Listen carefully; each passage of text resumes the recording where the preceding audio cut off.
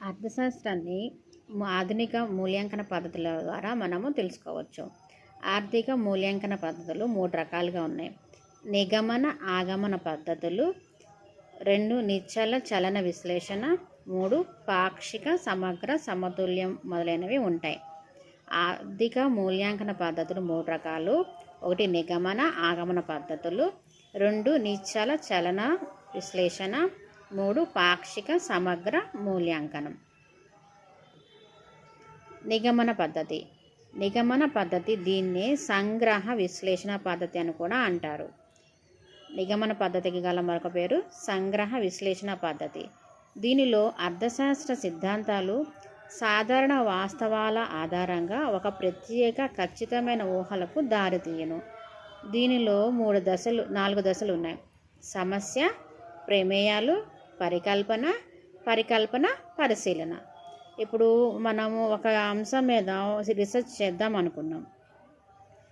For example ఇప్పుడు exam pattern మారుతుంది. మనకి ఇప్పుడు అంతకుముందు జ్ఞానాత్మక రంగంలో ఎక్కువగా క్వశ్చన్స్ అనేవి అడిగేవాళ్ళు. ఇప్పుడు మనకి అండర్స్టాండింగ్ లెవెల్స్ మీదనే ఎక్కువ క్వశ్చన్స్ వస్తున్నాయి. సో మనకి సమస్య ఏంటిది? క్వశ్చన్స్ ఏ విధంగా వస్తున్నాయి, తర్వాత అది ఎక్కడి నుంచి వస్తుంది, దానిని మనము ఒక పరికల్పన చేసుకొని దాన్ని పరిశీలన చేస్తాం. అంటే ఈ ఒక ఎగ్జామ్లో ఎలా ఇచ్చాడు, గ్రూప్ 2లో ఎలా ఇచ్చాడు, సెట్లలో ఎలా ఇస్తున్నాడు, మామూలుగా అదర్ గవర్నమెంట్ జాబ్లలో ఆ క్వశ్చన్ పేపర్ ప్యాటర్న్ అనేది ఎలా ఇస్తున్నారు అని చెప్పేసి ఒక సిద్ధాంత రూపంగా మనం తీసుకుంటే దాన్ని నిగమన పద్ధతి అంటారు. అంటే ఒక సాధారణ అంశం నుంచి ఒక సంక్లిష్ట అంశాన్ని మనం చేరుకుంటే దాన్ని నిగమన పద్ధతి అంటారు. దీంట్లో ఉన్న దశలు: ఫస్ట్ సమస్య, తర్వాత ప్రమేయాలు. ఈ ప్రమేయాలన్నీ వచ్చిన పరికల్పన చేస్తాం, దాన్ని పరిశీలిస్తాం, అది కరెక్టేనా కాదా, మనం చేసింది కరెక్టా కాదా అని చూసుకుంటాం అన్నమాట. దీనికి ఎగ్జాంపుల్ ఏంటి? నిగమన పద్ధతికి ఎగ్జాంపుల్ ఏంటి?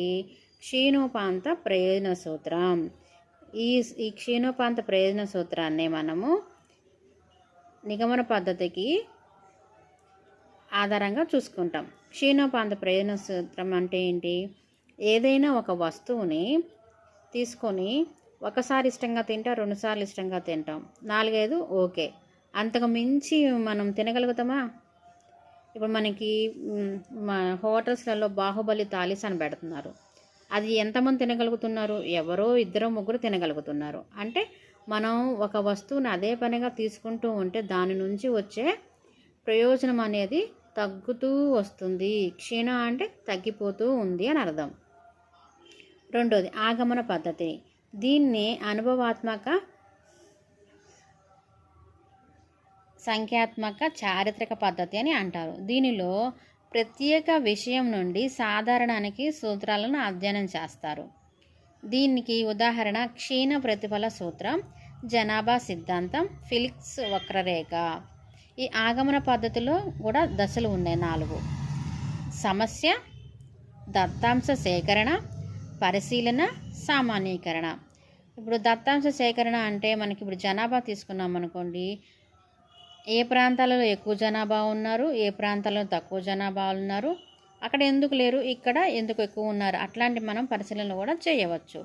దాన్ని మనం సామాన్యీకరణిస్తాం, అంటే జనరల్ చేసేస్తాం. ఓకేనా?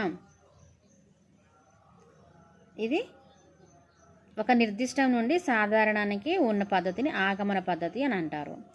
నెక్స్ట్ నిశ్చల విశ్లేషణ. ఈ విశ్లేషణలో కాలం మార్పులను పరిగణలోకి తీసుకోరు. అంటే నిశ్చలనం అంటే చలనం లేనిది అని అర్థం,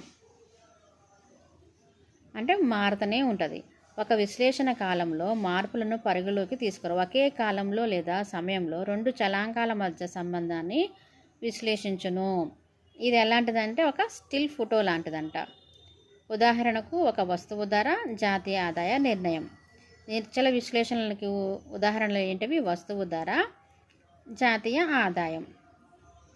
నెక్స్ట్ చలన ఆర్థిక విశ్లేషణ. ఆర్థిక చలాంకాల అధ్యయనముకు కాలం మార్పులు పరిగణలోకి తీసుకొని ఉంటారు. దీంట్లో ఏమేమి అంశాలు? కాలము మరియు ఆ కాలంలో జరుగుతున్న మార్పులను పరిగణనలోకి తీసుకుంటారు. 2 వేర్వేరు సమయాల మధ్య ఆర్థిక చలాంకాలలో వచ్చే మార్పును అధ్యయనం చేస్తుంది. ఇప్పుడు మనము ఎక్కువ ఆల్మోస్ట్ కరోనాకి బిఫోర్, కరోనా తర్వాత అనుకుంటున్నాం కదా. ఇప్పుడు మనకి వరదలు వచ్చాయి. వరదలకు ముందు మంచి ప్రశాంత వాతావరణం ఉండేది, కానీ ఇప్పుడు మనం తేరుకోవటానికి ఇంకా చాలా టైం పట్టేటట్టుంది. అట్లాంటిదన్నమాట. దీనికి ఉదాహరణ ఏంటిదంటే, డిమాండ్ అనేది భవిష్యత్ ధరపై ఆధారపడును. అంతే కదా. ఇప్పుడు గోల్డ్ రేటు లేకపోతే నిత్యావసర వస్తువుల ధరలు పెరుగుతాయి లేదా తగ్గుతాయి అనుకుంటే మనం వాటిని కన్జ్యూమ్ చేసే విధానంలో అనేది మార్పు వస్తుంది. ఈ డిమాండ్ అనేది దేనిపై ఆధారపడి ఉంటుంది? ధర పైన ఆధారపడి ఉంటుంది. ధర పెరిగిద్దా తగ్గుతుందా దాన్ని బట్టి మనము వస్తువులను డిమాండ్ చేస్తూ ఉంటాం. రెండోది సప్లై గతంలో ధరపై ఆధారపడి ఉంటుంది. మనం లాస్ట్ ఇయర్ ఎంత సప్లై చేసామో ఇప్పుడు ఎంత సప్లై చేయాలి అనేది ఉంటుంది. ఒకవేళ మనం ఎక్సెస్ సప్లై చేస్తే మిగిలిపోతుందా, అట్లాంటి అంశాలను కూడా మనం పరిగణలోకి తీసుకోవాల్సి ఉంటుంది. ఇవన్నీ దేనికి ఎగ్జాంపుల్? చలన ఆర్థిక విశ్లేషణకి ఎగ్జాంపుల్. మూడోది వచ్చేసి సమతౌల్యం భావనలు. ఆర్థిక మూల్యాంకన పద్ధతిలో మనం మూడోది చెప్పుకున్నాం కదా, పాక్షిక సమతౌల్యం. ఆర్థిక వ్యవస్థలో ఒక ఆర్థిక చలాంకంను చెందిన సమతౌల్యము. ఒక ఉదాహరణ, వినియోగదారుడు, ఒక సంస్థ, ఒక పరిశ్రమ సమతౌల్యంలో ఉండడం. దీనికి మార్షల్ ప్రాధాన్యత ఇచ్చారు. సమతౌల్య సిద్ధాంతానికి ప్రాధాన్యత ఇచ్చింది ఎవరు? మార్షల్. దీనికి ప్రధాన ప్రమేయం ఇతర పరిస్థితులు స్థిరంగా ఉంటాయి. పాక్షిక సమతౌల్యానికి ఫస్ట్ ప్రమేయం ఏంటిదంటే ఇతర పరిస్థితులు స్థిరంగా ఉంటాయి, మార్పు ఉండవు. ఉదాహరణకు డిమాండ్ సప్లైల ధరలు ఆధారపడును. ఇక్కడ ఆదాయం, అభిరుచులు, ప్రత్యామ్నాయ పూరక వస్తువుల ధరలు స్థిరంగా ఉంటాయి.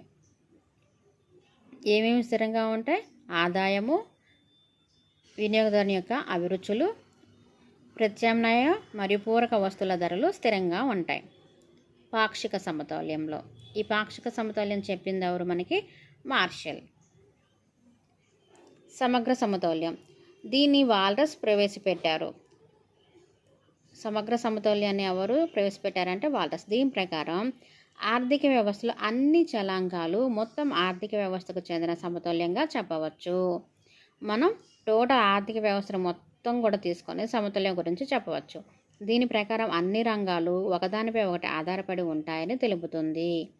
ఉదాహరణకు వస్తువు ఉత్పత్తి కారకాల మార్కెట్లో వాటి ధరలు, డిమాండ్, సప్లైను నిర్ణయిస్తానని తెలుపుతాయి.